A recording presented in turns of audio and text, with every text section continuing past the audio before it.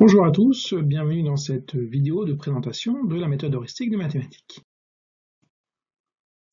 Alors la méthode heuristique de mathématiques, MHM, c'est une réponse à l'état des lieux que je dresse dans le guide de la méthode sur les difficultés rencontrées à l'école, les problèmes d'enseignement et puis de façon plus globale, le besoin de changer, d'aller vers une autre façon d'enseigner les mathématiques. Ce que n'est pas MHM, c'est pas une réponse miracle, ça n'existe pas. Ce n'est pas une réponse facile, ça demande des gestes professionnels, ça demande un investissement, une réflexion globale sur l'enseignement des mathématiques. Ce que c'est par contre, c'est une réponse. Je pense qu'il y en a d'autres, mais c'en est une. Il y a des dizaines de classes qui la mettent en œuvre maintenant pour les plus anciennes depuis 4 ans, qui voient une méthode efficace, qui continue, qui l'aménagent avec leur connaissance maintenant du fonctionnement et qui en sont satisfaits. C'est aussi une méthode exigeante. Elle va demander un certain investissement et une importante réflexion. Alors, rentrons dans le vif du sujet. Je revendique le mot méthode. Même si ça ne plaît pas à certains, il y a des enseignants qui n'aiment pas du tout cette idée de suivre une méthode, qui préfèrent faire ce qu'ils ont envie, à leur façon, et qui, dès qu'ils ont vu les méthodes, disent « Ah, c'est super, mais je vais changer ça, ça et ça et ça ». Pourquoi c'est une méthode? D'abord parce que je propose une organisation d'enseignement des mathématiques. C'est ce qui fait sa spécificité par rapport à d'autres. Il y a une vraie façon de penser, on va revenir derrière par la suite sur cette façon de faire, mais il y a une façon particulière. Le deuxième point, c'est parce que je combine dans les contenus différentes stratégies pour que les élèves apprennent. C'est de là que vient le H de heuristique. Enfin, parce que cette méthode, c'est un ensemble qui s'inscrit dans une cohérence globale sur la base de principes éthiques, notamment celui d'éducabilité qui est très important, auquel je tiens beaucoup, de principes scientifiques, pédagogiques et didactiques. Ils sont tous détaillés dans le guide de la méthode. Alors, un petit détour rapide par les programmes que vous connaissez. Donc, les programmes se sont construits, les derniers programmes bien sûr, autour de 6 compétences, parce que la méthode avait été d'abord conçue pour les programmes 2008, puis elle a été adaptée au nouveau programme, ce qui a nécessité quelques changements et réadaptations. Donc on est autour de 6 compétences qu'il faut avoir en tête. La compétence chercher, représenter, raisonner, modéliser, calculer et communiquer. Il est important que déjà vous ayez une première représentation didactique de ce que veulent dire chacune de ces compétences. La représentation, par exemple, c'est l'idée de représenter un problème à un moment donné, c'est utiliser des outils pour représenter un problème, des dessins, des schémas, des diagrammes, des graphiques, alors que modéliser, c'est plutôt derrière l'idée de fabriquer un modèle à partir du réel. Donc dans la méthode, on va le faire à un moment, en partant de plusieurs problèmes qui ont la même structure, on va fabriquer un modèle pour résoudre n'importe quel problème du même type. Voilà, chercher, calculer, communiquer, raisonner, on va le retrouver régulièrement dans les différentes activités qui sont proposées. Alors la méthode est construite sur beaucoup de principes. Ils ne viennent pas de n'importe où, ils viennent d'abord des recommandations du travail du CNESCO qui avait été fait lors de la conférence de consensus sur la numération en 2015. Des travaux de John Hattie, je vous invite à lire le livre Visible Learning, extrêmement intéressant, de recherches diverses et variées qui sont toutes référencées dans le guide de la méthode. Alors MHM, c'est 5 grands principes. Pentagone, forcément on est en maths. Premier principe, avoir une culture mathématique positive. Mon premier objectif, et tous ceux qui testent la méthode le confirment à chaque fois, c'est d'avoir du plaisir à faire les mathématiques. Puisque motivation et progression sont liés, le plaisir et la réussite sont liés, et l'idée aussi c'est de remettre de la curiosité mathématique dans la tête des élèves qui en ont une vision extrêmement parcellaire et souvent déformée. Donc c'est le premier point. Je suis convaincu que si les enfants et que les enseignants prennent du plaisir à faire des mathématiques, ça se passera beaucoup mieux. Deuxième principe fort, l'idée de répondre aux besoins des élèves. Et là, dans les besoins, je les mets tous. Les élèves en difficulté, les élèves lents, ceux qui ne coupent pas, ceux qui ont envie, les motivés, les très bons, etc. Pour cela, la méthode, elle propose une réflexion globale autour de la différenciation, de la place de l'erreur, des tâches qui sont adaptées et surtout facilement adaptables, qui mettent aussi les élèves en réussite, tout ça étant vérifié par une évaluation formative. Voilà, c'est tout un concept, c'est l'ensemble, c'est la cohérence du tout. C'est pour ça que adapter la méthode en enlevant des petits morceaux risquerait de casser ce château qui est construit sur une base extrêmement imbriquée. Le troisième principe, c'est d'offrir un environnement adapté. Qu'est-ce que j'entends par là? D'abord, j'incite fortement à ce qu'il y ait une cohérence au niveau de l'école. On sait les difficultés et les limites que posent les manuels. Je vous invite notamment, si ça vous intéresse, à voir le travail fait sur les manuels par le CNESCO. Ils ont fait un travail d'analyse extrêmement intéressant. Notamment aussi, on sait la difficulté qu'au sein d'une même école, un élève peut, entre le CP et le CM2, rencontrer 3, 4, voire 5 manuels ou fichiers différents et donc d'approches didactiques différentes. Donc je revendique qu'il y ait une cohérence au sein de l'école. Ça veut dire deux choses. Ça veut dire que cette méthode, moi je l'ai pensée d'abord sur tout le cycle 2, puis sur tout le cycle 3, et du CP au CM2, il y a des liens. Il y a une vraie cohérence. Il y a des compétences qui sont rebrassées sur l'ensemble du cycle. Ça n'empêche pas qu'un enseignant qui est tout seul dans son cycle, qui veut faire la méthode, ne peut pas la faire, il n'y a pas de souci, il pourra la faire, mais on aura un gain beaucoup plus fort en ayant cette cohérence sur l'école. Et puis une réflexion au sein de la classe, notamment sur la question de l'aménagement de la classe, où je préconise qu'on ait un coin maths. On verra en photo un petit peu plus tard. Et évidemment, tout ça c'est lié. La cohérence au sein de l'école, le fonctionnement de la classe, une classe aménagée qui permet de mettre en place une différenciation, du travail de groupe, des ateliers, etc. Quatrième principe, connecter les mathématiques au monde. Alors notamment par le numérique, il y a des propositions autour du numérique dans la méthode qui ne sont pas obligatoires, puisque tout le monde n'a pas forcément le même équipement, et puis aussi par une activité, un projet qui s'appelle la promenade mathématique. Cinquième principe, j'ai envie de dire le plus important, manipuler pour conceptualiser. La méthode est construite sur des temps importants de manipulation, du CP au CM2. Ces temps de manipulation, je décris la réflexion et puis la démarche didactique derrière tout cela dans le guide de la méthode.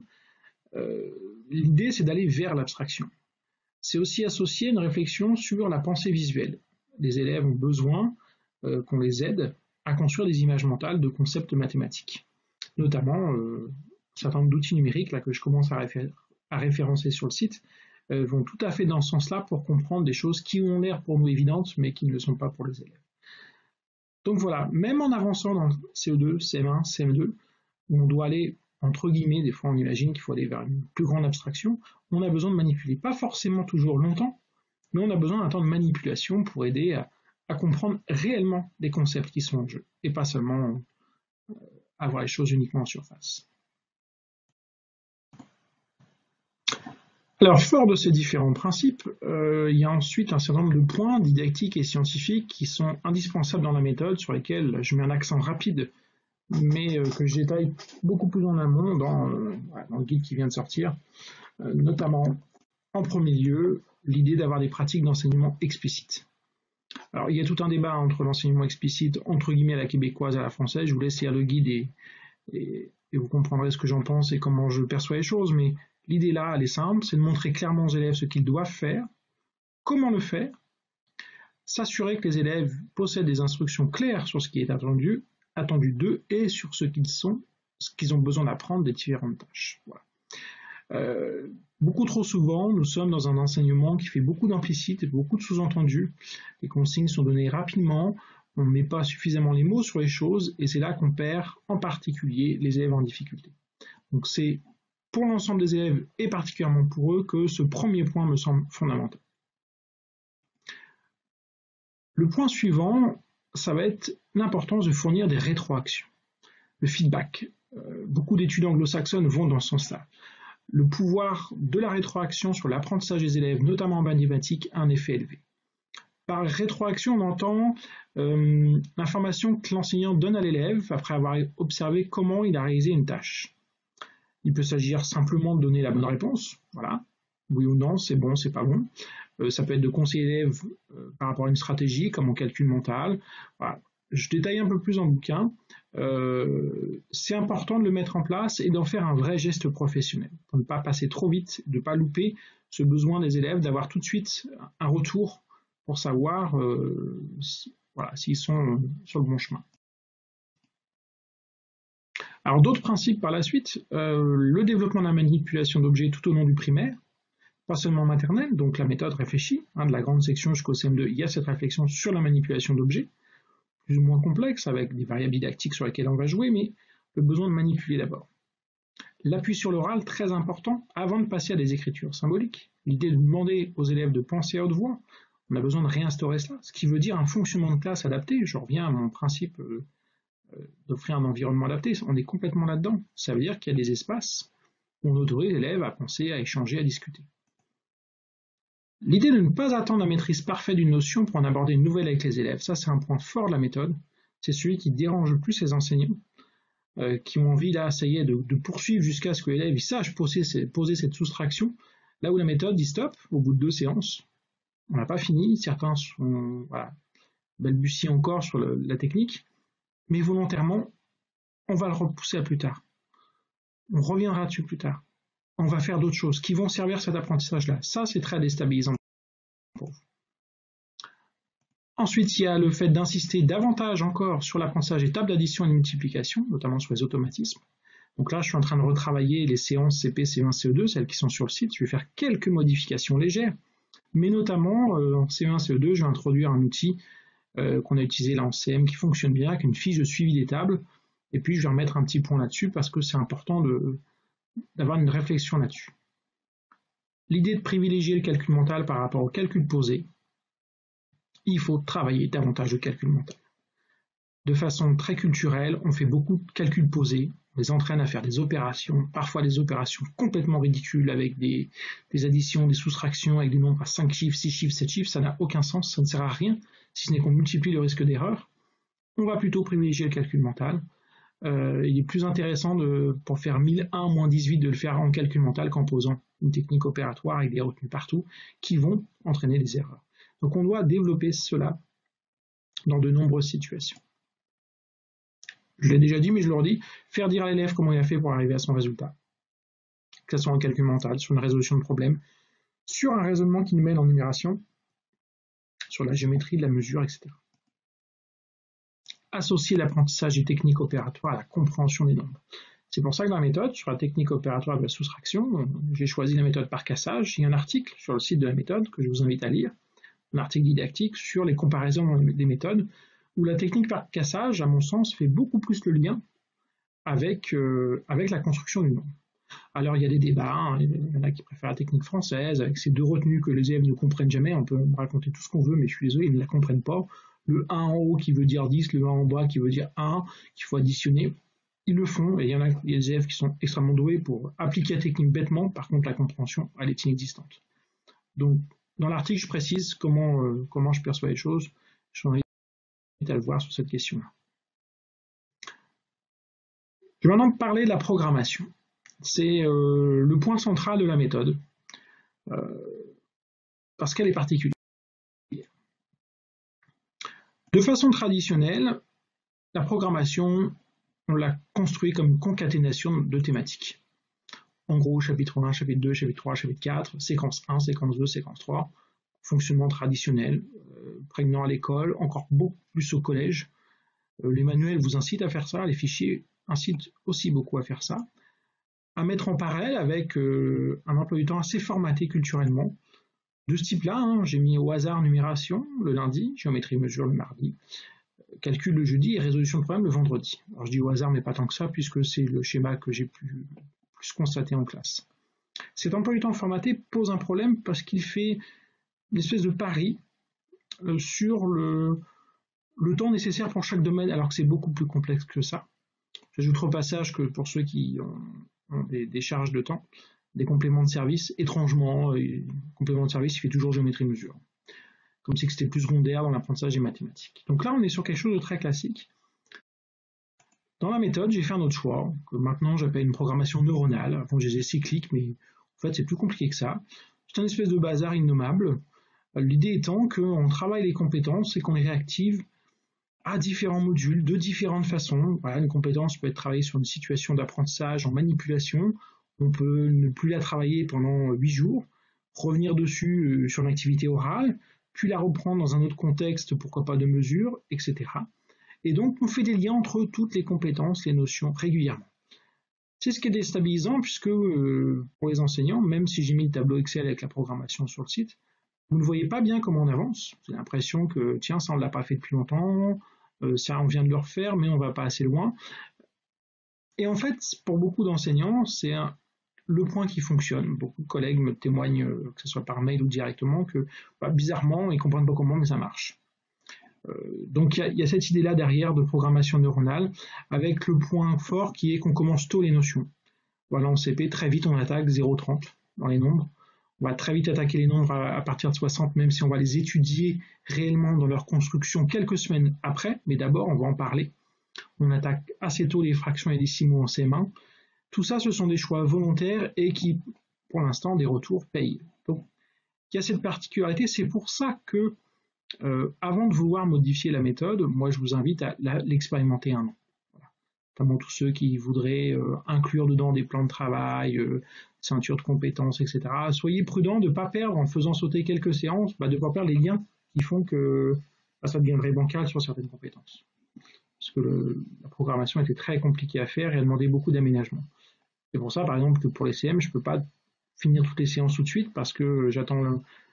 Voilà, j'ai à peu près une centaine de pages de retours, de tests, d'évaluation des testeurs de cette année que je vais analyser et que ça va me permettre d'aménager les 160 séances des CM1 et des CM2 pendant l'été.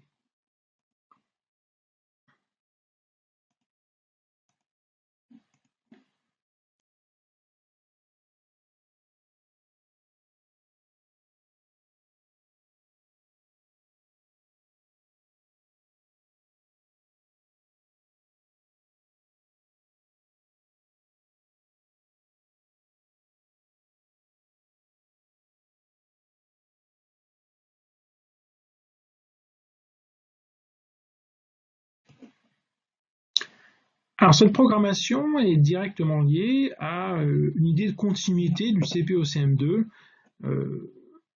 C'est l'idée, voilà, je vous ai dit que je l'avais pensé par cycle, contrairement à beaucoup de produits parfois commerciaux ou de blogs d'enseignants qui le pensent sur une année seulement. La première année de thèse, j'ai testé effectivement que sur des CP, mais par la suite, j'ai tout pensé sur l'ensemble du cycle. Donc la programmation est pensée sur l'année et sur le cycle, à chaque fois. Il y a des typologies d'exercices récurrents. Les typologies, c'est-à-dire des façons de travailler, des réflexions qui sont récurrentes et c'est volontaire. Pour deux raisons, ça permet de gagner un temps important sur la consigne. Les élèves s'en souviennent de façon pas si surprenante que ça en fait, mais ils s'en souviennent. Donc ils retournent vite dans l'activité. Et puis c'est aussi une façon de rappel en mémoire. Ah oui, l'année dernière on a déjà fait ça comme ça. Et oui, les enfants c'est exprès, mais là vous êtes plus grands, vous voyez les nombres sont différents. Il y a un petit truc qui change. Ah oui, ça c'est pas pareil. Voilà. Et donc on réactive en mémoire. Il y a des activités similaires du CP au CM2, ça c'est aussi un choix volontaire. Par exemple, du CP au CM2, on travaille sur les solides dans le même module. On fait à peu près le même travail, mais avec des variables didactiques, évidemment, qui vont monter en complexité entre le CP et le CM2. De la même façon, on réactive, on met en place des concepts. Le chronomètre, c'est une activité qui a lieu du CP au CM2, avec une petite variation entre le cycle 2 et le cycle 3, mais même type d'idée, on a des calculs à faire dans un temps donné. Le jeu de la cible, etc. Il y a des fichiers qui sont un peu similaires dans le fonctionnement sur l'ensemble du cycle. Toujours derrière l'idée, c'est de les mettre au travail rapidement, de gagner du temps, et c'est une aide importante pour la gestion du cours double. Je rappelle que la méthode, c'est la seule, là, à ma connaissance, qui est clairement, directement pensée pour les cours doubles. Donc là, un exemple, enfin un bout de copie d'écran de la programmation. Donc voilà, pour faire vite sur la programmation, voilà. Les compétences ont été codifiées par rapport au programme, voilà, NC1, nombre et calcul 2, 1, 2, 3, la dénomination des programmes, et puis une croix indique que c'est travaillé d'une façon ou d'une autre, sachant qu'en haut, ce qu'on retrouve là, c'est le numéro des modules. Voilà, sachant que mes premières programmations, c'était séance par séance, mais le tableau avec 160 colonnes était difficilement lisible, donc voilà, vous avez ce document-là. Il est sur le site, vous avez les programmations pour chaque niveau, et dans le document des programmations, vous avez aussi notamment d'autres documents dont je parlerai tout à l'heure. Alors, parlons de l'organisation de la méthode. Il est vrai que quand on s'y intéresse, ça ne semble pas évident. Vous n'avez pas un fichier et un guide du maître à suivre. Là, il y en a partout sur le site, parce qu'il y a beaucoup de choses, et c'est la force de la méthode, c'est la conjugaison et la synthèse de beaucoup de choses existantes. Alors, je ne l'ai pas dit, mais c'est une réalité. Je ne prétends pas avoir inventé tout, loin de là. C'est plutôt d'avoir fait une synthèse de beaucoup de choses existantes. J'ai emprunté à la pédagogie freinée, à la pédagogie institutionnelle, à des didacticiens, à Hermel, à des choses qu'on fait parfois depuis 50 ans. a de très bonnes idées dans les pays anglo-saxons, mais l'idée c'était de faire une synthèse et surtout de rendre ça cohérent par rapport aux principes que j'ai annoncés tout à l'heure. Donc comment fonctionnent les modules? Voilà. L'année est séparée en 24 modules. Ces 24 modules représentent 160 séances. Hein. Une année normale au programme, je rappelle que c'est 180 heures de mathématiques, 5 heures par semaine. Alors la première question en général qui vient, c'est « Ah mais je suis passé à la semaine des 4 jours ». C'est pas un problème. On fait 5 séances. On reste sur 5 séances d'1 heure. De toute façon, on fait bien plus d'une séance par jour en français. Ça pose pas de problème en mathématiques. Beaucoup de classes le font déjà et ça pose aucun souci. Au contraire, les séances étant très dynamiques, ça va très bien. Donc, 5 séances par semaine d'1 heure, que je sois en 4 jours ou 4 jours et demi. J'ai prévu sur 160 séances, sachant que le dernier module était relativement facultatif. Les évaluations sont comptées dedans. Et l'année compte 180 séances. Voilà. Donc j'ai enlevé 20 séances dès le départ pour donner de la souplesse, pour les jours où vous êtes malade, la kermesse, le spectacle de Noël, etc. Donc normalement, en suivant tranquillement, on arrive sans problème au bout de l'année. Donc les modules sont organisés tous de la même façon. Le titre du module en haut, le niveau, donc là je vous ai pris un exemple d'un module double cours, le nombre de séances, ce qui fait que vous, quand vous préparez, vous vous intéressez directement à un bloc, vous préparez directement, les modules vont de 4 à 8 séances, voilà, selon les cas. Donc là vous avez un module de 7 séances, et puis voilà, le module, la page est séparée en deux, implicitement, hein, vous devinez, voilà, côté gauche CP, côté droite CE1. Voilà. On a les objectifs majeurs du module qui sont en haut. Si je retrouve ma souris. Voilà. Bon, l'idée, c'est juste de vous dire en gros de quoi on va parler. Le matériel spécifique à ce module qu'il faut avoir spécifiquement à ce module-là. Le matériel, il est sur le site dans un dossier zip. Ou dans ce dossier zip, une fois que vous le décompressez, vous avez un dossier pour les 24 modules avec dedans le matériel. Voilà. Spécifique. Donc là, sauf les choses, voilà, là il faut des graineries hein, quand même. Le jeu du banquier, le fichier il est à part, il est sur le site dans la partie fichier. Voilà, on fabrique le fichier en amont. Les devoirs, donc j'en parle dans le guide hein, sur les devoirs. Je propose des devoirs, vous pouvez les changer. Ils sont pensés par rapport à un certain nombre de principes que j'ai dictés, auxquels je tiens beaucoup. Notamment, là, il y a apprendre les leçons, les relire. Là, il y a un devoir qui s'appelle les graineries. Il va falloir fabriquer des enveloppes et qui comptent des graineries à la maison. C'est volontaire, c'est fait de façon ludique. Sur la page suivante, il y a systématiquement une zone qui s'appelle « Ce qu'il faut savoir ». Donc, contrairement à des guides du maître classiques, je voulais une présentation qui soit lisible, pour pas que vous y passiez des heures, mais je voulais quand même qu'il y ait un apport didactique. Donc, il y a un apport didactique, là, court. Il n'y a aucune prétention d'exhaustivité. Donc là, sur le système positionnel. Parfois, il y a des précisions sur les activités. Donc là, les devoirs sur les graineries, j'explique comment on les organise.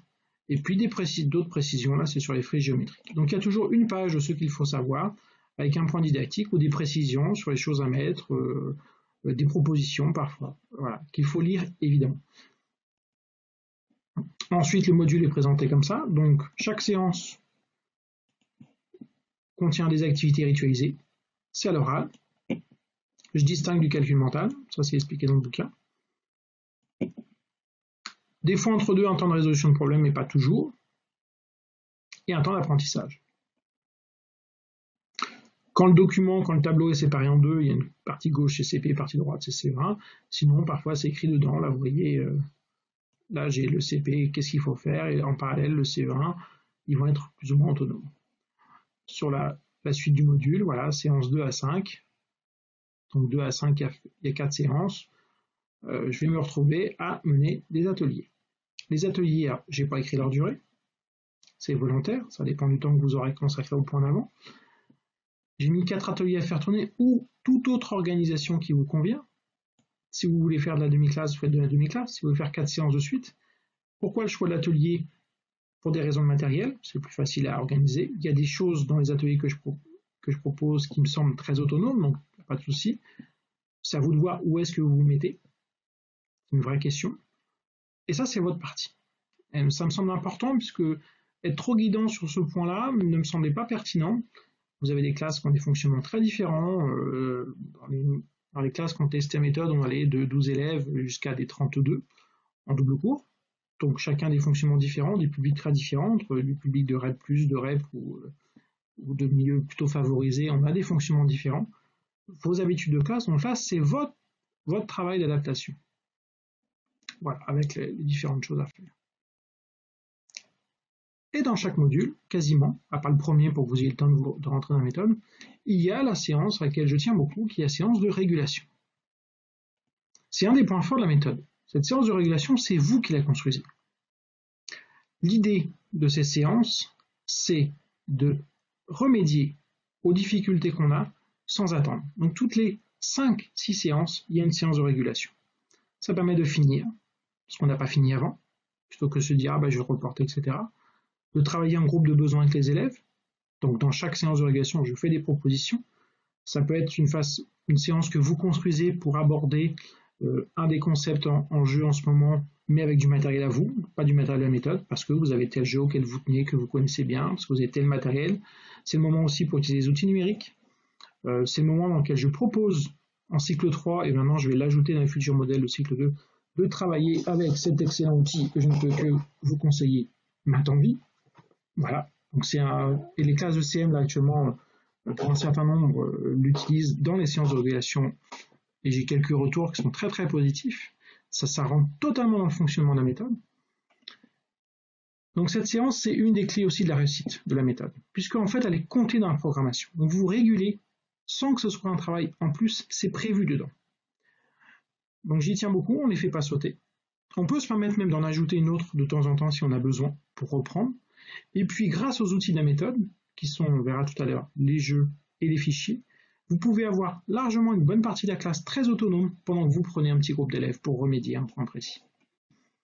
Donc pour ceux qui réfléchissent, et j'en parle dans le guide, de l'utilisation de plans de travail ou de parcours personnalisés autour des ceintures, etc., je pense que c'est le moment dans lequel ça va être utilisé. Ça doit rentrer plutôt dans la séance de régulation, entre autres.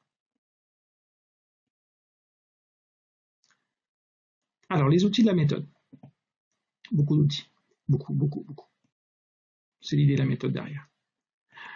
D'abord, l'idée d'avoir un coin maths. Donc là, on a un coin maths. Ça montre tout ce qu'on doit avoir, du matériel, des jeux. Ça demande un aménagement dans la classe. Ça demande une réflexion, forcément.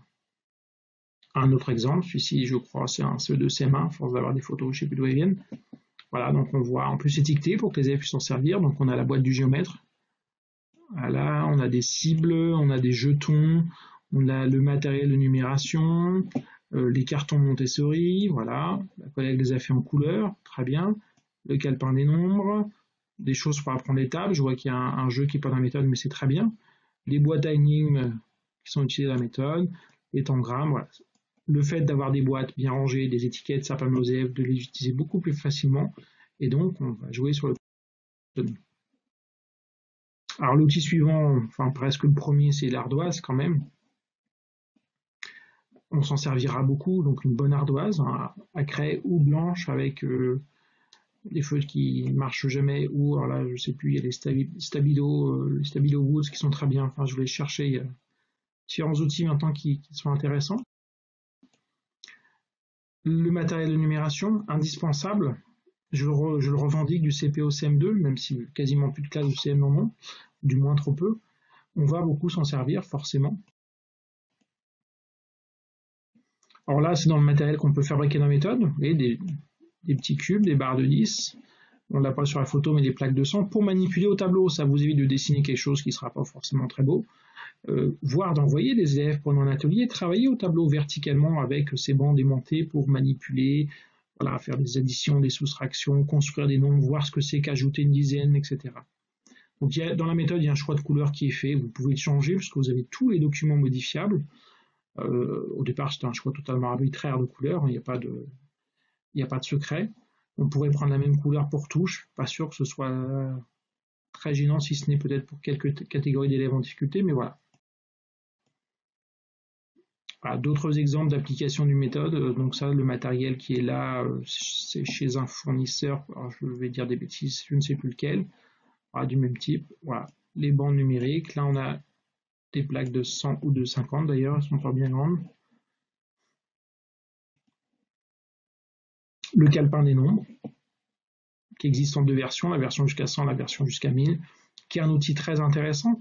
Dans la méthode, je le propose de mémoire sur une ou deux séances, pas plus. Après, c'est un outil, donc c'est à vous de proposer aux élèves. Et tu es en difficulté, tu n'arrives pas à trouver, prends ton calepin des nombres. J'ai souvenir d'un élève l'année dernière ou il y a 2 ans qui se servait de plusieurs calepins des nombres pour faire ses opérations. Parce que visuellement, comme il voyait les barres du 10, les cubes, ça le rassurait, il s'en servait pour l'aider. Donc c'est un outil très intéressant. Ce qu'on appelle les cartons Montessori, que j'appelle les cartons nombres dans la méthode. Voilà, donc là avec un exemple de présentation, comment je fabrique 72. Donc l'intérêt de ces cartons-là, c'est de fabriquer les nombres à partir de ce que j'entends. J'entends 72, donc je fabrique 72. Et quand je vais suivre la règle des cartons, qui est des superposés, alors c'est pour ça que je mets des languettes, puisque la règle c'est des superposés par rapport à la languette, je vais voir que j'ai 6 et 1 qui se superposent, j'ai donc 7 dizaines, et c'est pour ça que quand j'entends 72, ça s'écrit avec un 7. Je vous l'ai fait très vite, mais voilà, l'idée est là. Et puis des cartons qu'on utilisera ensuite, y compris avec les nombres décimaux. Ou pour le travail avec les élèves de CM, sur toutes ces histoires de zéro, notamment quand vous allez leur demander, par exemple, d'écrire 1 18 022. Ils savent qu'il y a des zéros, ils ne savent jamais où les mettre. Or, passant par les cartons et en passant par ce que j'entends, ils vont pouvoir avoir une réflexion sur qu'est-ce que j'écris, pourquoi j'écris un zéro, et le zéro, c'est bien la marque de ce que je n'entends pas. Le zéro est la marque de l'absence d'une donnée. 1 18 000, je n'entends pas de centaines de mille, donc il y a un zéro pour me dire qu'il n'y en a pas. Voilà pour les cartons nombres. Ensuite, un outil auquel je tiens beaucoup qui est la droite graduée. Donc en CP, on va commencer avec la bande numérique horizontale que vous connaissez bien, qui vient souvent de la maternelle, même si son usage didactique est discutable, on peut en parler, mais j'ai fait le choix de la garder parce qu'elle est présente dans beaucoup d'écoles. Donc en CP, on commence avec la bande numérique horizontale. Il y a un module où je propose de travailler aussi avec une bande numérique verticale parce que je pense qu'elle est intéressante et qu'elle apporte un plus, ça c'est expliqué dans les modules, pour arriver en fin d'année très vite à la droite graduée, qui sera un des outils majeurs jusqu'à la fin du CM2, indispensable. Voilà, pour les opérations intro, pour repérer des nombres, pour comprendre plein de choses. Donc, je vais parler maintenant de donner quelques exemples de situations d'apprentissage qu'on retrouve dans la méthode, comme ça, ça va vous permettre de voir un petit peu plus ce qu'on va faire et ce que j'entends par manipulation et activité. Donc, une des activités qui fonctionne bien, là, je vais le remettre dans les modules CE1, CE2 parce que voilà, je vais le remettre plus clairement dans son usage, c'est la fleur numérique. Donc l'idée, c'est de manipuler, de construire une fleur où on met les différentes représentations d'un nombre, avant de passer à des représentations papier plus classiques. Donc ça, c'est une photo qu'on m'a transmise via Twitter. Outil très intéressant, qu'on va retrouver à OCM, sur les nombres décimaux, donc ça, c'est une classe de CM2. Donc vous voyez, on revient sur la continuité d'activités récurrentes du CP jusqu'au CM2.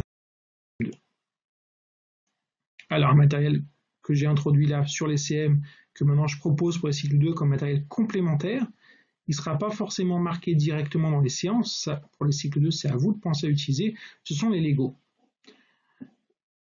Matériel très intéressant. Et là, je peux visualiser 3 et 2.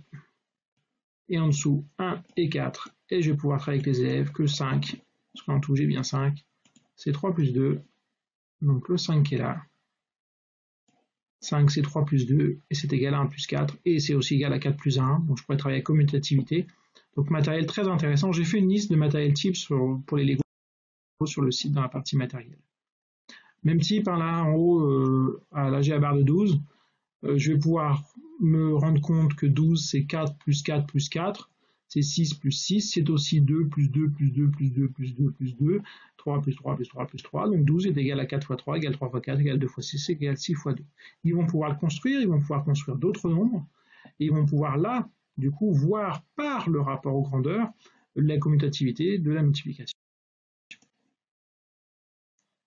Un exemple de travail qu'on fera avec les CM sur les fractions, qui va un petit peu au-delà de ce que demande les programmes, mais qui passe très très bien et qui est très intéressant dans les réflexions des élèves. Alors, on travaille sur les solides, je parle de manipulation, donc Fabrication de solides à partir du CP jusqu'au CM2, avec des cure-dents, des brochettes, des bâtons, de la pâte à modeler. On fabrique des solides. On fabrique des fiches, donc là c'est même pas une fiche de méthode, parce que j'ai pas retrouvé ma photo. Fiche prise sur internet, mais avec à chaque fois l'idée de fabriquer une fiche d'identité. Donc physiquement, l'élève va pouvoir réellement voir ce que c'est qu'un sommet, il peut le toucher, il peut les compter. Là, on peut les voir. Il va pouvoir voir ce que c'est qu'une arête. Donc, pareil, il va pouvoir les compter. Et puis, avec un vidéoprojecteur, travail très intéressant qu'on pourra faire, c'est on fera ce que je suis en train de faire, on va afficher ma photo, on va retracer les arêtes, et on va pouvoir leur expliquer que ce qui est caché entre guillemets derrière, il y a une norme, on le représente en pointillé. Avant d'arriver à cette représentation, qu'on trouve dans les livres un peu trop rapidement, en perspective, avec des pointillés où ils ne comprennent pas très bien ce que ça veut dire. Je vous l'ai fait vite, vous avez compris l'idée. Voilà, d'autres exemples faits par des classes. Avec l'idée en CM, on est un petit peu plus vicieux puisqu'on prend des spaghettis. J'ai dit que changer les variables didactiques. L'intérêt des spaghettis, c'est que ça va casser. Donc quand ils vont fabriquer un cube, ils vont avoir une espèce de truc amorphe qui ne ressemble pas à un cube. La discussion les amène rapidement à se rendre compte qu'il y a une histoire de dimension derrière tout ça, qu'il faut que les arêtes aient toutes la même longueur, et là après elles se mettent à concrètement découper des spaghettis en faisant soit un étalon, soit en les mesurant pour avoir les arêtes toutes de la même longueur, et là ils sont en train du coup de reconstruire les propriétés du cube. Alors, autre exemple de manipulation, là, sur les CM encore, parce qu'il y a beaucoup de CM qui s'interrogent sur ce qui se passe dans la méthode. Très vite, c'est la séance que je détaille dans le guide. Travail de mesure, on va mesurer les élèves dans l'objectif de construire un histogramme. Donc, on construit une frise, pour une frise, une toise. On la construit, on leur fait construire la toise. Ils se mesurent, on fait des relevés en discutant d'encadrement, parce que les relevés au centimètre près, c'est pas intéressant. Donc, on va parler d'encadrement, donc ils vont classer les élèves par des étiquettes de cet ordre-là, avant d'arriver finalement à la construction d'un histogramme mathématique. Comment je passe de la manipulation d'une situation réelle de la vie à la construction d'un histogramme mathématique? Alors, il y a une école, genre les signes, et la collègue se reconnaîtra, qui m'avait écrit que les élèves avaient tellement adoré ça qu'ils se sont mis à faire les mesures de tous les gamins de l'école. Je pense que pour le coup, ça a pris du temps, mais clairement, ça marque les élèves. C'est pas une séance qu'ils oublieront, aussi bien dans la procédure que dans les concepts mis en jeu derrière. Alors, je poursuis. Autre exemple, là, travail sur la géométrie. Travail en CO2, donc on a un hexagone, même si la feuille est pliée, on dirait qu'il n'est pas droit sur le côté là, mais il est droit. La consigne étant juste sur chaque côté de l'hexagone de prendre le milieu, de rejoindre, ce qui forme un nouvel hexagone, de reprendre le milieu, de rejoindre, etc. Exemple type d'activité que là l'élève a produit en une vingtaine de minutes. Cet élève en 20 minutes a dessiné 6 hexagones, a pris du coup 60 milieux, même si la précision elle faiblit au fur et à mesure et que le tracé est de moins bonne qualité. Alors après, en plus il fallait colorier de façon esthétique. Il n'y a pas un manuel par un fichier où un élève va être amené réellement à construire 60 milieux sur un temps de 20 minutes. En général, on n'a pas cette quantité-là, donc des activités non seulement motivantes peuvent permettre aussi de travailler des automatismes. Travail fait toujours en CM sur les fractales, donc là c'est le dessin du flocon de Von Core. CM, vous découvrirez ça, donc travail super intéressant que les élèves vont bien aimer. Une activité qu'on retrouve dans l'ensemble des classes qui s'appelle les figures créatives, qu'on fait plutôt en fin d'année. Donc on donne à voir un modèle, donc ça c'est le modèle CE1, CE2 je crois. On en parle avec les élèves, qu'est-ce que vous voyez, qu'est-ce que vous percevez? J'ai envie de vous dire vous, qu'est-ce que vous percevez? On perçoit des angles, on perçoit des distances entre les points, des segments, est-ce qu'ils sont tous égaux, est-ce qu'ils ne sont pas égaux, ça a l'air, et celui-là, il a l'air d'être égal à celui-là, mais on a déjà un effet d'optique, on n'est pas sûr. Donc on en discute et après l'élève va le compléter avec des contraintes variables pour essayer d'arriver à quelque chose d'esthétique. Donc là, je remercie la collègue qui avait tweeté ça. Je trouve les productions très très intéressantes. Vous voyez, à partir du même dessin, on a 5 propositions assez différentes.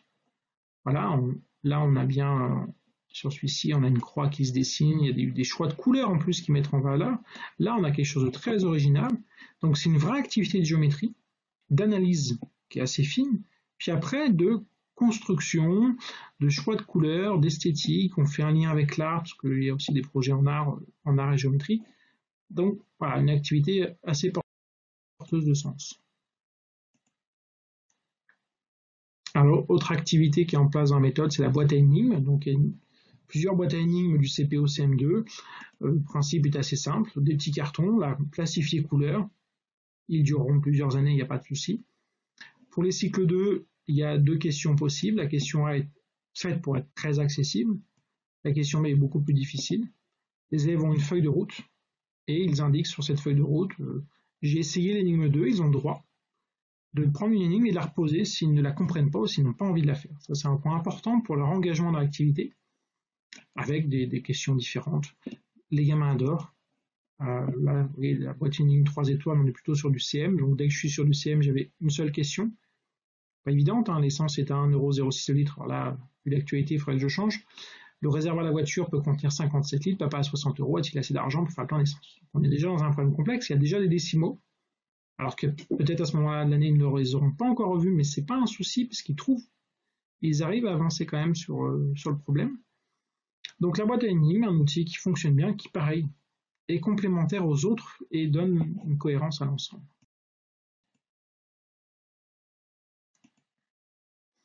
Alors les chronomates, j'en avais parlé un petit peu, donc exemple de chronomate en CP.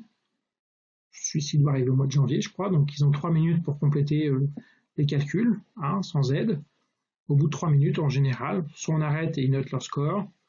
On peut aussi les arrêter, qui changent de couleur et qui finissent, pour qu'on voit aussi à quel point le temps est un enjeu. C'est assez ludique, ils ne sont pas faciles, je revendique qu'ils ne sont pas faciles. On a besoin de mettre un niveau d'exigence. Le calcul mental, à un moment, c'est un automatisme. 2 plus 1, c'est 3, c'est pas à recompter pendant 10 minutes. Un exemple en CE2, donc avec des choses pas simples, hein. Là, c'est que de la décomposition, mais il y a un temps de lecture, on est sur de l'addition à trous. Voilà, des choses comme ça. Là, quelque chose qui pose aucun problème, mais il faut quand même bien le lire et l'interpréter. Et puis des choses plus ou moins difficiles. Il y a un exemple en CM2. Alors en CM2, après les tests de cette année, on est passé à 5 minutes. Voilà, je n'ai pas encore corrigé sur l'image. On est passé à 5 minutes. Les calculs ne sont pas évidents, il manque du temps de lecture aussi. Hein. Celui-ci, c'est pas tant du calcul mental que de la lecture de la désignation des nombres. Il y a aussi une réflexion sur la stratégie à mener dans les chronomètres avec eux, de voir comment je fais, est-ce que je laisse tomber, je passe au suivant, est-ce que je m'acharne, voilà. Il y a une vraie réflexion autour de ça qui permet de travailler les procédures et les stratégies. Alors, travail de manipulation sur les pesées, bah, évidemment, il faudra 1 ou 2 balances Roberval. Alors, je pense que 2, ça serait un minimum, hein, en comparaison d'objets, pesées, il y a un petit fichier derrière tout ça. Des activités connues, hein, on va retrouver le fourmilion d'Hermel où au cycle 2, chaque année, on va compter des grandes quantités d'objets, donc plutôt au moins 2000 objets. On va refaire des paquets qu'on va étiqueter pour comprendre les histoires de groupements en dizaines. Des dizaines de dizaines sont des centaines, etc. Activité très intéressante. Une réflexion de la méthode aussi sur ce que j'appelle le pensée visuel, là, que je précise plus maintenant. Les élèves ont besoin de représentation et d'animation pour comprendre un certain nombre de concepts mathématiques.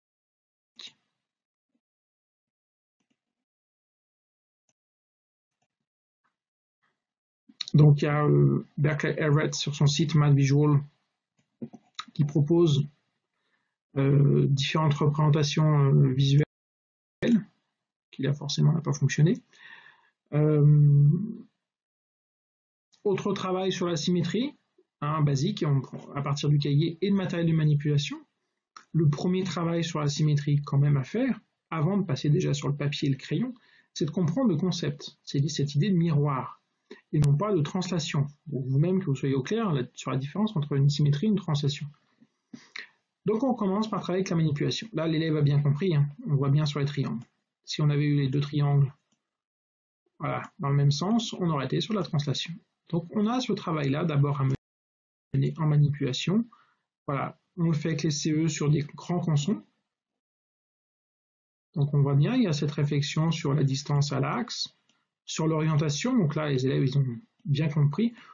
L'angle n'est pas, on ne cherche pas une exactitude, on cherche à vérifier qu'ils ont compris le concept qui est derrière et comment ça fonctionne. Et puis celle-ci qui a été tweetée il n'y a pas longtemps, à part les petits défauts là de matériel qui n'est pas de la bonne taille, on voit bien dans l'orientation des figures que les élèves, là on est en CE1, on voit bien qu'ils ont quand même bien compris le truc. Regardez l'orientation, aller dans le bon sens de ce côté-là et de l'autre côté.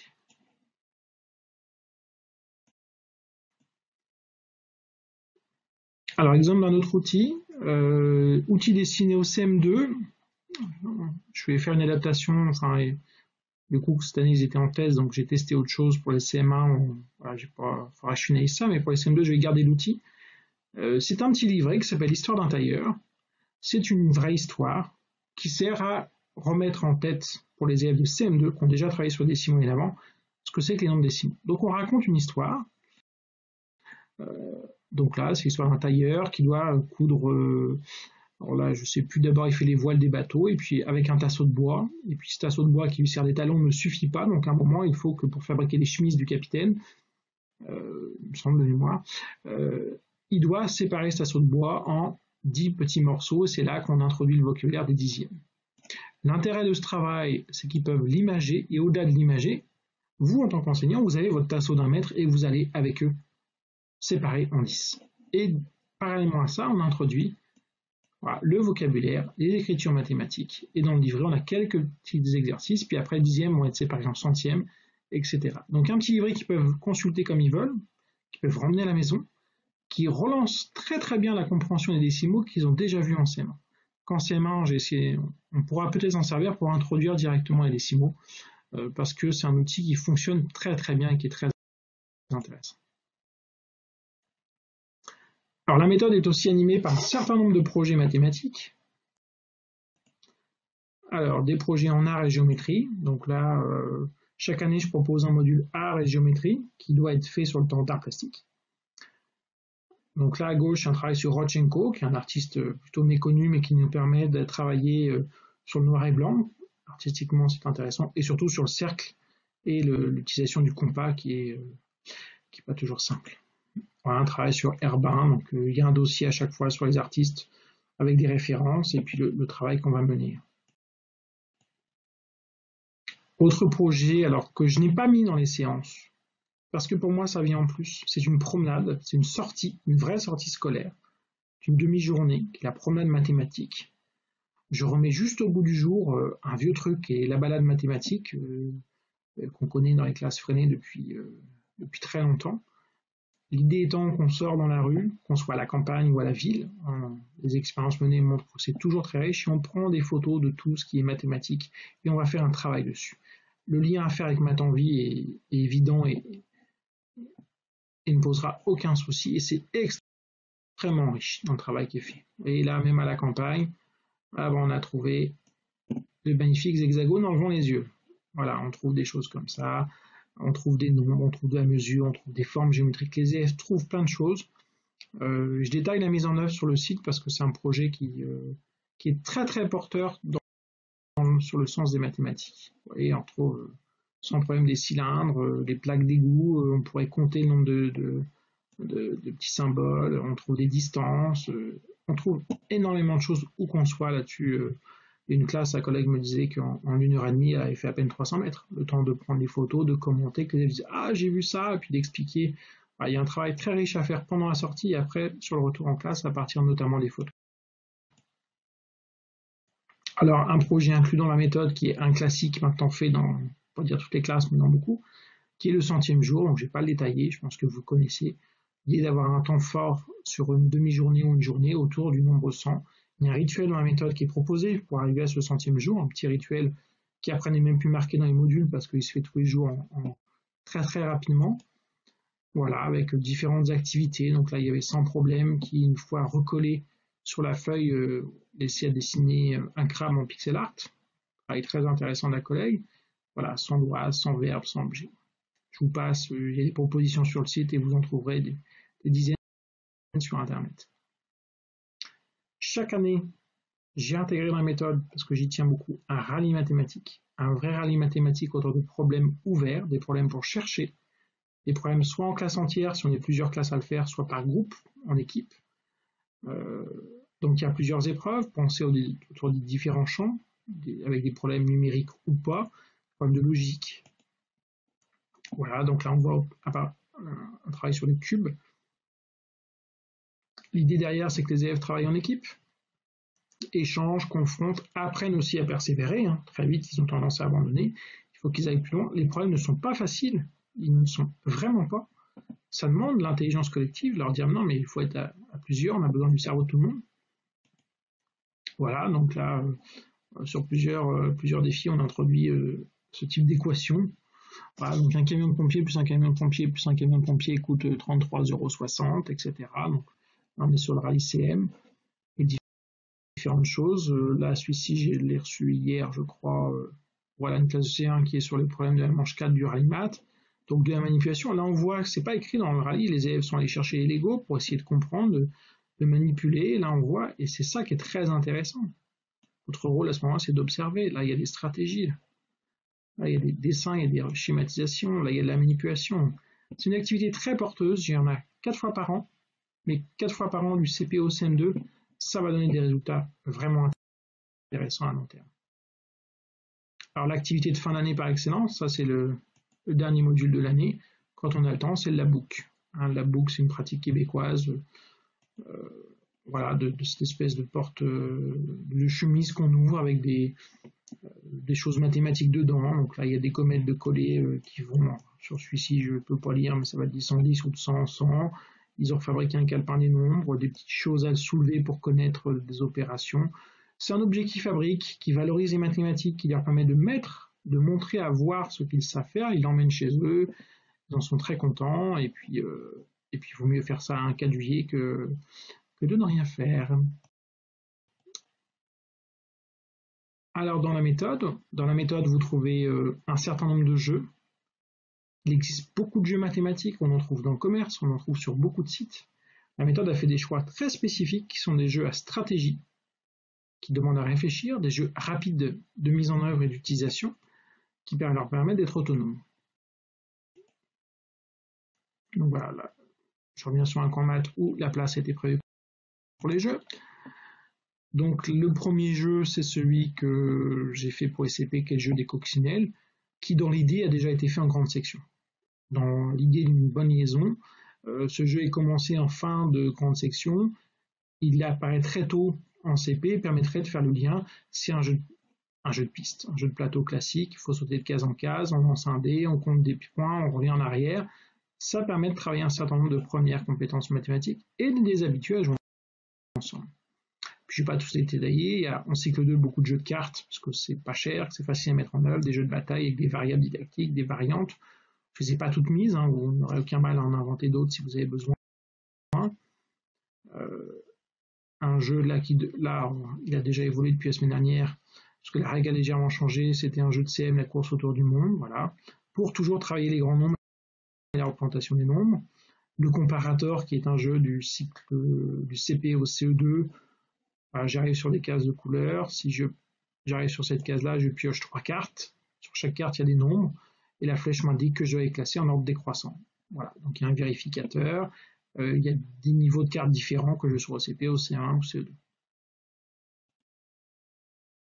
Le jeu du banquier, qui est un jeu que les élèves de CP utiliseront beaucoup pour comprendre la numération positionnelle, qui est un jeu extrêmement important sur lequel il faut vraiment consacrer le temps prévu.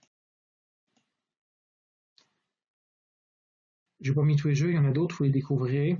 Il y a sur la chaîne YouTube de la méthode d'ailleurs plusieurs vidéos de jeux, et ceux qui font la méthode, je les invite à m'envoyer d'autres vidéos, notamment des élèves adorables qui nous ont fait la règle d'un jeu qui est très rigolote.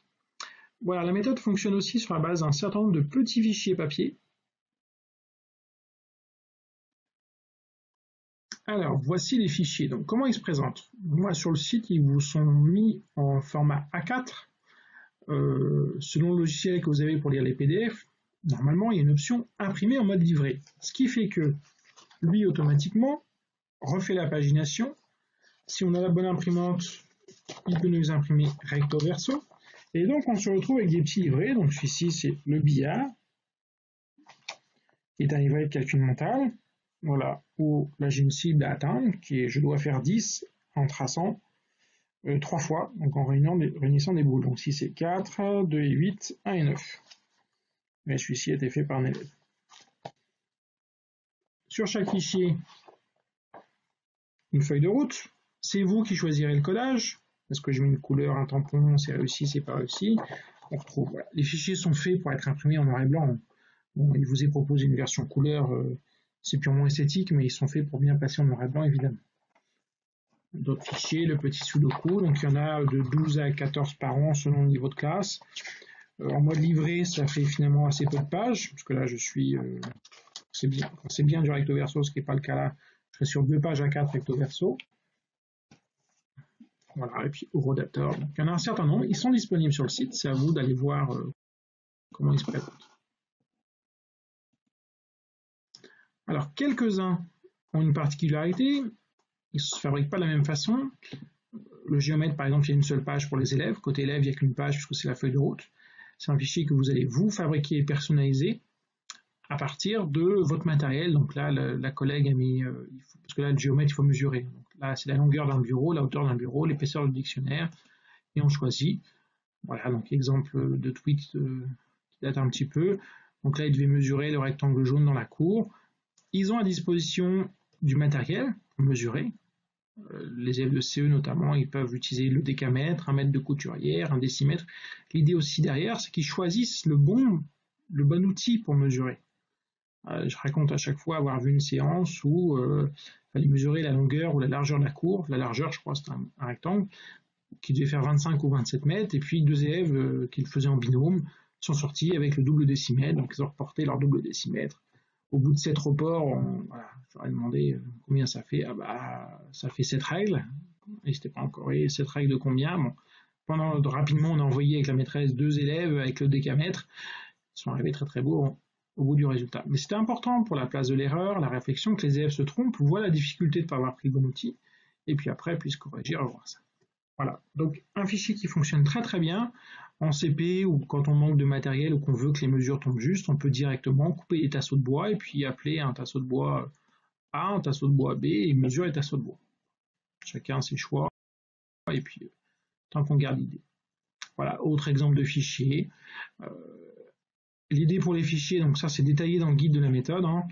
Les premières fiches sont toujours faites avec l'enseignant pour expliquer qu'est-ce qu'on attend dans ce fichier-là, quelles sont les consignes, comment j'évalue, comment c'est corrigé, les particularités. Et puis des fiches très progressives. Les premières sont faites pour être extrêmement simples, globalement. Et puis on monte en difficulté au fur et à mesure. Il y a une progression dans chaque fichier. C'est la particularité des fichiers. Si vous voulez, c'est important que entre la fiche 1 et la fiche 15 ou la fiche 1 et la fiche 30, il y a une progression et que de plus en plus, ça demande une réinterrogation des compétences. Il y a juste les fichiers de résolution de problèmes où c'est spécifique et la programmation des problèmes est sur le site, puisque là, en fait, c'est pas tant qu'il y a une montée en difficulté, c'est que selon les numéros de problèmes, on est sur une typologie de problèmes différents. Voilà. Donc les pyramides qui fonctionnent très bien, vous voyez, entre la pyramide une étoile fin du fichier CP et le 3 étoiles fin du début du fichier CE2, la difficulté n'est pas la même.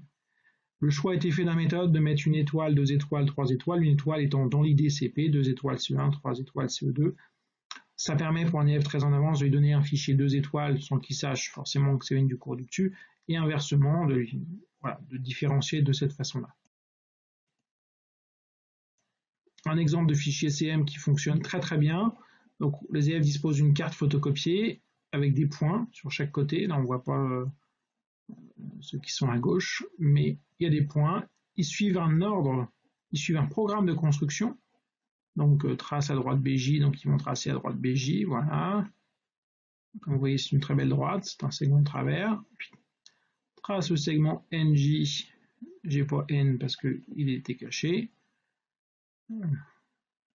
Il doit être quelque part par là, etc. Je vais arriver au final à un endroit qui va se croiser ou dans un pays donné, et je dois donner, c'est le pays du trésor.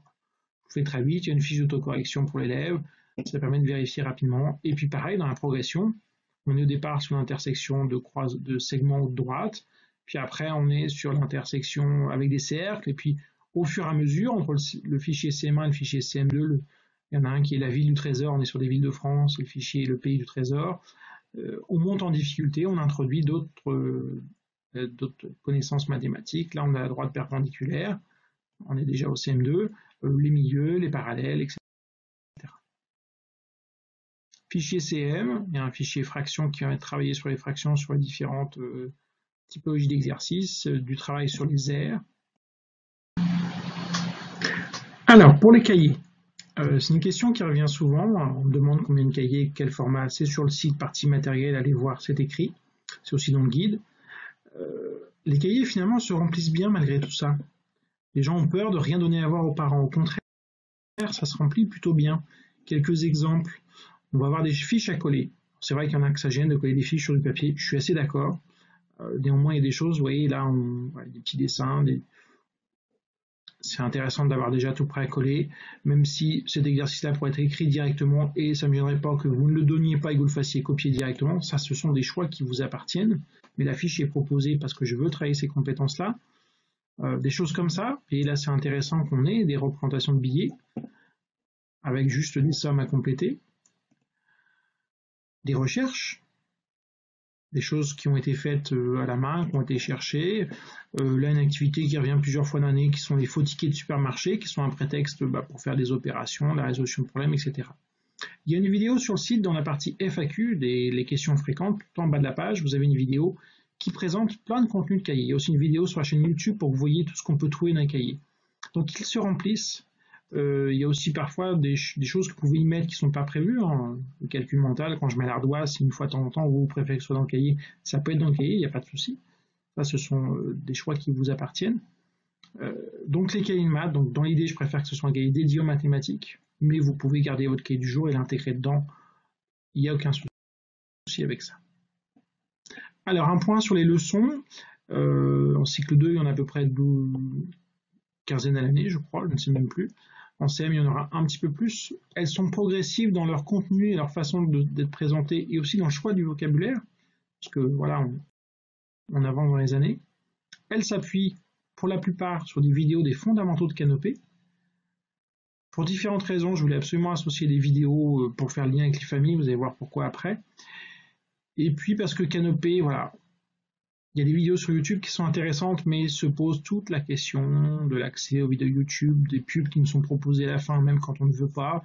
La première année, c'était comme ça, voilà, on était sur des vidéos YouTube que je faisais moi-même, mais on n'est jamais à l'abri des pubs qui sont proposées, des enfants qui restent sur YouTube. En restant sur le site de Canopé, il y a une certaine protection de ce côté-là, même si certaines vidéos pourraient être réaménagées. Donc les leçons se présentent toujours au format A5, je ne l'ai pas encore dit, mais tout dans la méthode, à quelques documents près, parce qu'on a besoin de place, mais tout est au format A5, et je tiens à ce format-là. Le contenu de la leçon, et dès que possible, quand ça existe, un lien vers une vidéo de Canopé. Donc avec un lien raccourci si on a besoin de taper, et puis un QR code pour scanner. L'idée derrière, c'est que, et ça doit être présenté en réunion de rentrée avec les parents pour que ça fonctionne réellement, et ça ne fonctionnera de toute façon pas avec tous les parents, c'est qu'ils installent une application tous pour scanner ces QR codes, du type Scanopé Kids par exemple, qui est une très bonne application pour faire ça. Et que lorsque c'est marqué apprendre la leçon, que l'enfant il lise sa leçon seul, et qu'ensuite avec ses parents, avec le frère, avec la sœur, avec la mamie, avec qui vous voulez, il visualise la vidéo et que lui il explique la vidéo, qu'il explique ce qu'il a compris. L'idée elle est là, c'est ça que moi que je mets derrière apprendre la leçon, plutôt que de l'apprentissage par cœur. Et ça fait ce lien avec les familles. Les familles regardent la vidéo, elles ne sont pas longues, donc ça s'explique aux parents, elles font de 2 à 4 minutes. Donc l'investissement en temps, il n'est pas important. Et puis ça aide à la mise en mémoire d'un certain nombre de notions. Voilà, une leçon sur les solides, où là pour le coup il y a 3 vidéos. Alors c'est un choix à faire, est-ce que vous gardez les 3? Parce que je rappelle, les documents sont modifiables. Vous pouvez aussi étaler les 3 sur 3 séances de devoirs ou donner 3 d'un coup en vous disant après tout, exceptionnellement, je leur demande de faire un quart d'heure de mathématiques. Voilà, à la maison, c'est à vous de... Ça, c'est à vous de choisir. Le point suivant, et qui n'est pas le moindre, c'est la question de l'évaluation. Donc dans le guide de la méthode, je remonte pour ceux qui l'ont pas vu, je détaille longuement ma vision de l'évaluation, qui est une vision de l'évaluation très formative. Je reste convaincu qu'on fait trop d'évaluation à l'école. On passe beaucoup de temps à évaluer, à faire des tests. Il y a un travers de ce côté-là, comme si on ait besoin de vérifier. Or, on voit les élèves faire. Je vends, entre guillemets, une vision d'évaluation basée sur plus d'observation. Donc, du coup, une évaluation beaucoup moins formelle. Et puis, j'ai proposé un outil, alors qui est difficile à mettre en œuvre, que tout le monde ne met pas en œuvre. C'est une proposition que j'ai appelée tableau des apprentissages, puisque c'est bien la trace des apprentissages. Si on commence à mettre test, contrôle, évaluation, déjà on perd des élèves qui, à cause de ça, se mettent en difficulté. On va me dire, ah oui, mais il faut les préparer. On n'est pas là pour ça, on est là pour qu'ils apprennent. On n'est pas là pour les entraîner à faire des tests. Sinon, on les voir en Angleterre, en Year 2 et Year 6, où ils ne font que l'année, ils passent toute l'année à préparer leurs fameux tests. Ça n'a aucun intérêt, c'est pas le but. On n'est pas là pour ça. On est là pour leur apprendre réellement des compétences mathématiques. Donc l'idée, ça c'est un exemple de tableau des apprentissages cycle 2. Les compétences ont été reformulées pour qu'elles soient à peu près compréhensibles par les élèves et les parents. C'est discutable, des fois vous pourriez les reformuler ou voilà, reformuler en jeu. C'est lui qui va remplir cette fiche. Cette fiche, comment est-ce qu'elle se remplit? Il y a des cases qui sont prévues pour cela et vous allez les aider à les compléter. C'est là que c'est difficile, puisque c'est dans la vie de la classe. Je ne l'indique pas dans le module. Sur une des années d'expérimentation, j'avais commencé à l'indiquer dans les modules, mais c'était compliqué, c'était pas lisible et c'était pas forcément une aide. Je sais compter et comparer les nombres, par exemple, lors d'un travail en activité orale où on compare des nombres, on pourrait dire aux élèves, attention, alors, derrière votre ardoise, pendant vous comptez votre score. Vous en avez réussi combien? Bon. Et après, vous le reportez dans le tableau d'apprentissage. Donc voilà, Lucie, voilà, sa fiche, voilà, son tableau. Le tableau, il dure 4 modules, donc il y en a 6 par an. C'était l'idée de base. Et voilà, ce jour-là, sur compter, comparer les nombres, elle a réussi 3 sur 5. La maîtresse pourrait passer, lui mettre un bien, commentaire voilà, de ce type-là, en ayant vu un travail qu'elle fait, juste en observant, en passant dans un groupe. Ah tiens, ça c'est bien, sors-moi ton tableau, Lucie, et on met un bien. Puis là, on pourrait avoir un autre score. Sur le je sais calculer, je pourrais avoir le score du chronomètre, en mettant un code. Le chronomètre, elle a eu un score de 14. Ah, et puis là, je pourrais avoir une réussite. Voilà, je sais calculer, je mets un plus, ils ont fait des opérations posées. Moi, l'enseignant, je me souviens que tout le monde en avait 4 à faire, et en a fait 3. Et avec ce codage-là, que je mets en place avec eux, auquel, dans la mesure du possible, ils participent, l'idée derrière, c'est que j'ai un suivi complet sur leur progression dans la compétence. Au terme des 4 modules, quand j'ai besoin de remplir mon livret moi, de fin de période ou de fin de trimestre ou mon LSU, peu importe, j'ai assez d'informations là pour remplir, pour savoir où il en est de cette compétence-là. Alors, vous avez souvent besoin d'un test, une bonne évaluation papier à l'ancienne avec des codes. Donc il y en a sur le site, j'en propose avec les tableaux Excel pour faire des statistiques, etc. Pour moi, ils ne sont pas forcément indispensables. Faites-les si vous avez besoin. Ne cherchez pas forcément l'exhaustivité. En sachant très bien que quand on fait ça, et vous le savez bien, quand ils font une évaluation papier, ils vont louper des choses qu'ils faisaient très bien 2 heures avant, à cause du contexte de l'évaluation et de l'aspect écrit des choses. Voilà cette réflexion sur le tableau des apprentissages. Alors voilà, une autre version, il y a 2 versions qui sont proposées, celle-ci est plus complète, c'est à vous de faire des choix. Il y a aussi plusieurs personnes qui sont intéressées par la méthode et qui commencent à réfléchir à l'utilisation des ceintures, de parcours personnalisés d'apprentissage qui sont intéressants. Il y a un groupe PIDAPI qui est en train de se faire pour adapter la méthode. Réfléchissez à tout ça, ça me semble, je suis assez pour les ceintures, notamment autour de la connaissance des tables et des techniques opératoires. Est-ce qu'il faut généraliser les ceintures sur l'ensemble des compétences? Là, je suis plus réservé parce que je crains qu'on passe plus de temps à s'entraîner aux ceintures et à faire des tests pour les ceintures qu'à apprendre réellement. Donc, il y a un curseur là qui est compliqué. Je n'ai pas la réponse, mais je pense que elle est réellement complexe et en plus, elle appartient à chaque classe. Donc ça, c'est difficilement généralisable. Donc, il y a un vrai travail à faire de ce côté-là, une vraie réflexion. Alors, les questions. Les questions que vous posez. Il y en a toujours. Comment se lancer dans la méthode? Il y a un article exprès sur le site qui vous dit comment vous lancer. Avec, donc, premier menu sur la méthode, les différents points, dans quel ordre je fais les choses. La première chose, maintenant que cette vidéo existe, c'est de regarder cette vidéo. La deuxième, à mon sens, c'est ça. Ça explique le pourquoi du comment. Ça explique les gestes professionnels qui sont derrière. Qu'est-ce que j'entends par pédagogie explicite? En quoi les neurosciences ont servi à construire cette méthode et pourquoi elles sont intéressantes, mais il faut l'avoir lu pour le comprendre. Ça explique longuement la question de l'évaluation, la question de l'aide aux élèves en difficulté. Donc, je lis le guide. Après que j'ai lu le guide, je vais pouvoir commencer à fabriquer le matériel, les jeux, les fichiers. Si je veux tout fabriquer d'avance, je peux tout fabriquer d'avance, mais je ne suis pas obligé, j'ai le temps. Puis après, je vais m'intéresser aux séances. Voilà. Il y a un article pour ça, donc allez le voir. Comment faire en CE2 CM1? C'est une question qui me revient très souvent par mail.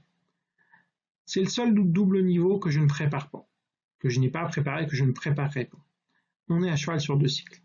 Quand j'ai construit le cycle 2, je construisais en même temps les séances pour CP, CE1, CE2, et après, du coup, je faisais CP, CE1 et CE1, CE2. Donc, je construisais en gros 5 blocs d'un coup.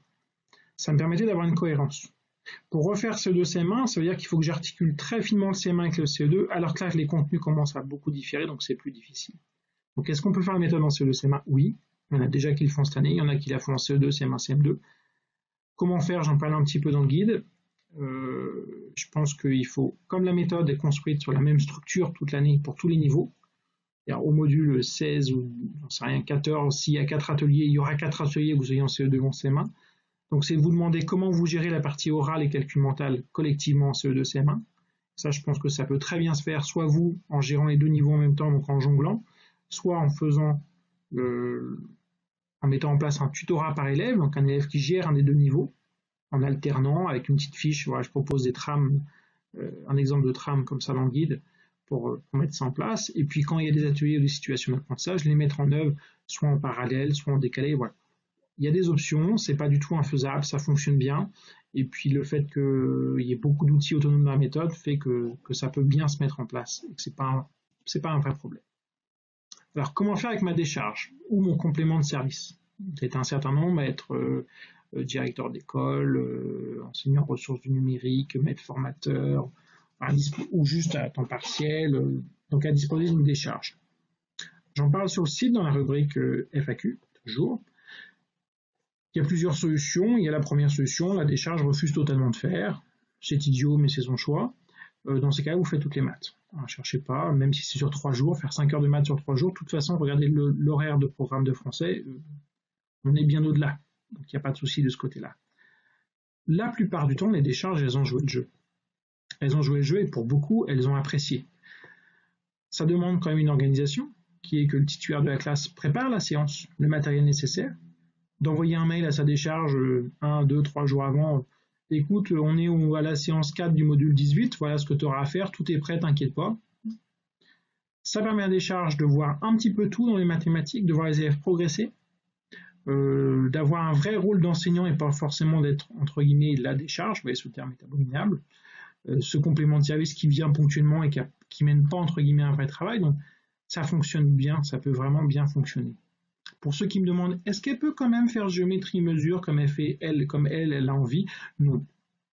Non, la méthode a organisé la géométrie mesure dans un ensemble. En plus, c'est même pas forcément une séance entière spécifique, c'est réparti dans une programmation très complexe. Ça sera très bancal. Donc je vous le déconseille. Après, faites ce que vous voulez. Est-ce que c'est possible en SECPA? Oui. Oui, question qui est encore revenue ce matin. J'ai envie de dire encore plus oui, puisque la méthode, notamment dans cette réflexion sur la ritualisation des apprentissages, c'est un point qui est, me semble-t-il, très efficace pour les élèves en difficulté. Le fait que la méthode permette de raccrocher les élèves qui n'aimaient pas les maths, alors là on ne sait pas, c'est quand même un public un peu assez compliqué, fait que ça va marcher. Ces temps de manipulation vont fonctionner. Donc évidemment, ça va demander des adaptations. Voilà, sur quel niveau vous allez, quel contenu vous prenez. Les taux horaires ne sont pas les mêmes, le fonctionnement des classes ne sont pas les mêmes, quelle durée de séance vous avez, mais dans le fonctionnement, dans les principes, dans les contenus, dans les types d'activités, ça fonctionnera très bien. La même chose en Ulysse. Alors en Ulysse, si on parle un peu plus longuement dans le guide, il y a plus de limites qu'en SECPA. On a une limite qui est vraiment compliquée, c'est la limite des capacités cognitives des élèves. Donc on sait que certains points abstraits vont bloquer avec les élèves. Néanmoins, il y a quelques classes d'Ulysse qui testent déjà, qui font des retours plutôt positifs, même s'il reste cette difficulté malgré la manipulation, il y a des points d'abstraction qu'on n'arrive pas à décoincer pour l'instant. Ils ne sont peut-être pas décoinçables d'ailleurs. Et pour les débutants, autre question qui revient souvent, vous l'aurez compris, la méthode elle est exigeante, je l'ai dit. Elle demande des gestes professionnels. Elle demande d'être capable de passer correctement une consigne, de faire preuve d'un enseignement explicite, de gérer des groupes, de gérer des ateliers, d'être capable de passer d'un groupe à l'autre, d'une consigne à l'autre, une capacité d'observation qui demande un certain nombre de compétences que les débutants n'ont pas forcément. Certains les ont assez rapidement, mais pas toujours. Est-ce que c'est possible? Oui. S'ils sont accompagnés, oui. Accompagnés, ça veut dire que si on est dans le cadre de professeurs stagiaires, qu'il y a un formateur qui s'intéresse à la méthode pour les accompagner, que les collègues les aident, s'ils ne sont pas tout seuls dans l'école, ça se passera bien. De toute façon, vu que c'est en ligne, il y en a déjà qui l'utilisent. Donc ça peut se faire. Après, j'ai toujours une interrogation. Est-ce qu'il vaut mieux qu'ils prennent la méthode même tout seul, non aidé, qu'un fichier? Voilà, je vous laisserai répondre.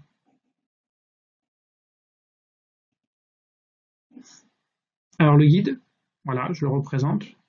Il y a un article dessus sur le site qui vous dit où l'acheter, comment l'acheter, etc.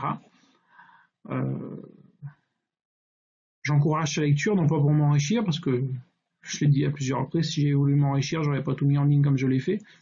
Vraiment parce que j'ai décidé de construire ce guide comme un objet et un outil de formation pour vous. Et je tiens beaucoup à cette idée, j'ai beaucoup travaillé sur la lisibilité, sur les contenus, sur le fait d'aller à l'essentiel, justement pour que ce soit formateur. J'espère atteindre mon... Alors autour de la méthode qui se développe beaucoup via les réseaux sociaux, il y a une vraie communauté qui est en train de se créer et ce sera important pour vous aider justement à y voir plus clair parce que je ne pourrai pas toujours répondre à toutes les demandes qui grimpent de façon exponentielle. Alors vous avez d'abord sur Facebook, j'avais créé une page parce que je ne suis pas un fan de Facebook. C'est un mode de communication qui est important. Il y a une collègue qui a créé un groupe d'utilisateurs où alors là on a dû dépasser 200 membres, je pense, depuis hier. Donc il y a un groupe d'utilisateurs qui échangent, qui se donnent des idées. Sur Twitter, je réponds via le compte @mathmhm ou avec le hashtag, alors plutôt en majuscule, en minuscule, qui vous donne un historique aussi d'échanges, de photos, de commentaires.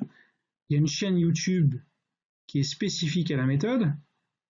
Donc sur YouTube, vous tapez méthode heuristique tout attaché, on tombe sur la chaîne. On retrouve des vidéos dès que je peux, j'en crée, j'en mets. Il y a un forum dédié à la méthode sur lequel j'interviens au besoin. Et puis sur deux autres forums plus classiques, il y a des gens qui échangent sur la méthode depuis quelques jours. Le forum enseignantduprimaire.com et le forum Planète Cartable. Dans la mesure du possible, je réponds aux interrogations.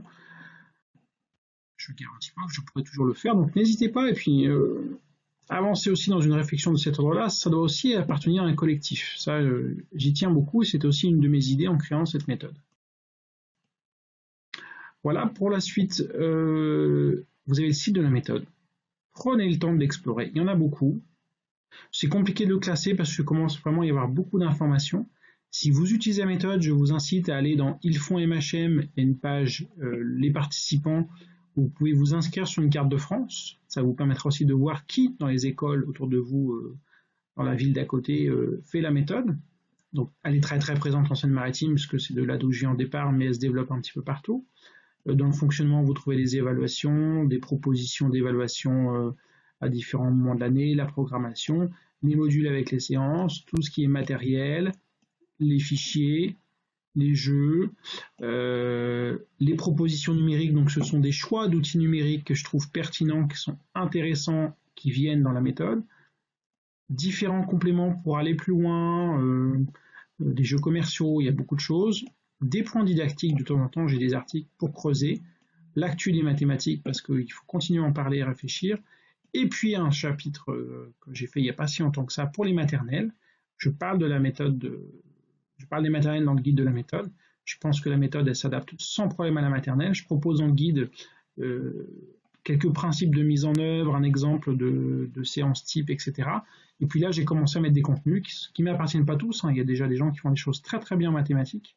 Donc là, je pense pour ceux qui sont intéressés qu'il commence à y avoir assez de contenu pour pour aller dans ce sens-là, parce que je n'aurais pas le temps de créer une méthode moyen grand, même si ça avait été l'idée à une époque. Alors, pour les contenus, là, depuis cette semaine, le guide de la méthode deuxième édition est disponible, à V2. C'est le guide pour l'ensemble de la méthode, il n'y a pas de guide cycle 3, je ne sais pas pourquoi certains avaient imaginé qu'il y avait un guide spécial cycle 3. Là, c'est le guide pour l'ensemble de la méthode. Évidemment, j'ai un chapitre spécifique pour les cycles 3, mais c'est le guide pour l'ensemble de la méthode. Je vais remettre en ligne de façon corrigée les modules, c'est-à-dire les séances des cycles 2, avant fin juin, probablement avant la mi-juin, ça demande un petit peu de temps, donc quelques correctifs. Et je vais essayer de faire un fichier à part pour marquer les différences entre ce qui est actuellement en ligne et puis ces correctifs. Voilà, ça permettra à chacun de s'y retrouver et de voir ce que j'ai changé. Pour les CM, alors pour les CM, les jeux sont déjà en ligne. Le matériel est déjà en ligne. D'ici fin juin, je vais mettre les fichiers. Je mettrai le module 1 pour que vous voyez comment on démarre les 6 premières séances. Et j'ai mis une date butoir parce qu'il me faut quand même un petit peu de temps, pour ne pas dire beaucoup, pour finir. J'ai mis une date butoir 27 août, ça sera peut-être avant, mais je ne vais pas m'avancer sans savoir. Je mettrai l'intégralité des modules et des séances pour les CM, c'est-à-dire les documents à télécharger pour chaque module, le restant des outils. Voilà pour cette présentation. Je vous invite pour suivre l'actualité de la méthode, soit à suivre le compte Twitter, la page Facebook, ou d'aller sur le site régulièrement, parce que quand on arrive sur le site, à la page accueil, il y a les nouveaux articles. Voilà, bonne aventure.